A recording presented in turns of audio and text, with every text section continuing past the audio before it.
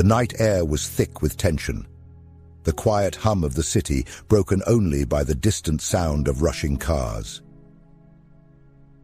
Eli stood on the edge of the bridge, hands gripping the cold metal railing as he stared down at the water below.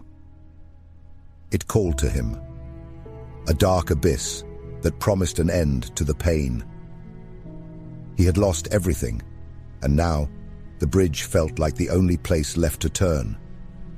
But just as the thought crossed his mind, a voice spoke softly behind him. "You're standing on the threshold," the voice said quietly. Eli turned, startled, to see a man. No, not just a man, something more. The smartly dressed stranger stood calmly, hands in his pockets, his eyes reflecting the distant lights of the city. There was something about him that felt otherworldly. "Are you supposed to be my guardian angel or something?" Eli scoffed, his voice shaky. The stranger smiled faintly. "I've been called worse, Eli, but you can call me the Watcher on the threshold." Silence stretched between them for a moment, the wind tugging at Eli's coat. "What do you want?" Eli finally asked. "I could ask you the same," the Watcher replied, "but I think you already know the answer to that." Eli looked back at the water. "I don't know if I can do this anymore. Everything. It's all gone. There's no point." The Watcher stepped closer, his presence both calming and unsettling. "You've come here, to this place, because you believe the pain will never end. You think that the only way out is to leave it all behind." Eli nodded. "But what if?" the Watcher continued, his voice as soft as the wind. "What if there was another way? What if you could skip this moment, move forward, beyond the pain, and find yourself in a place where happiness has returned?" Eli blinked, unsure if he had heard correctly. "Skip it? How?" The Watcher smiled again, a quiet, knowing smile. "The power is yours now. Close your eyes." Eli hesitated, but then, driven by the weight of his despair, closed his eyes. He squeezed them shut, willing himself to move past this moment, past the pain. When he opened them again, everything had changed. He stood in a park, the warm sun shining down on him, and laughter filled the air. He looked around confused. How did he get here? And then, the feeling hit him, overwhelming happiness. Tears sprang to his eyes as a deep sense of joy washed over him, a feeling he hadn't experienced in what felt like forever. "Hey, are you okay?" a voice called from nearby. He turned to see a friend, a face he barely recognized, though they seemed to know him well. "I'm fine," Eli said, wiping away tears. "I'm just so happy." His friend laughed. "Well, you should be. It's your big day. Can't believe you're finally getting married." Eli blinked, stunned. Married. How had he gotten here? But the happiness was undeniable. And for a moment, he let it wash over him. But it didn't last.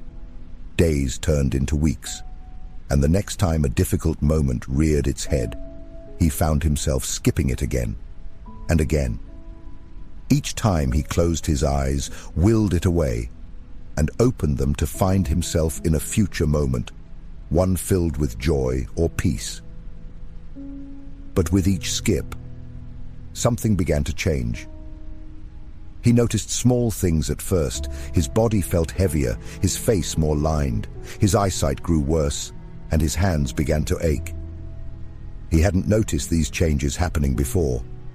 They seemed to appear out of nowhere. And then there were the people, faces he didn't recognize, friends, colleagues, lovers. Each time he skipped, he found himself surrounded by people he couldn't remember meeting. People who looked at him with familiarity, but to him, they were strangers. Time had slipped through his fingers. He had missed so much. Years had passed, and with each leap forward, he lost more of himself, more of the life he could have lived. He had become a passenger, watching his life pass by without truly living it. And now, standing on the bridge once again, his body frail and old, Eli looked down at the water. It was the same bridge, the same cold railing, but everything else had changed. He had skipped so much that now, at the end, there was nothing left. The watcher appeared beside him again, as if he had never left. Eli didn't look at him, but he could feel the watcher's presence. "So we're back here," the watcher said softly. Eli nodded, his voice hoarse with age. "I thought skipping the hard parts would make it better." "And did it?" Eli shook his head. "No, I missed everything." The watcher was silent for a moment before speaking again. "If you could go back, would you do it differently?" Eli closed his eyes, the weight of his choices settling heavily on his shoulders. "Yes," he whispered. "I would." When he opened his eyes again, he was back on the bridge, young once more, staring down at the water. The despair was still there, the pain still real. But now he understood. Now he saw. The watcher was gone, but his words remained. Life wasn't meant to be skipped. The hard moments, the challenges, the pain, they were all part of the journey. They were what made the joy, the love, the happiness so precious. Without them, there was no growth, no understanding, no real life.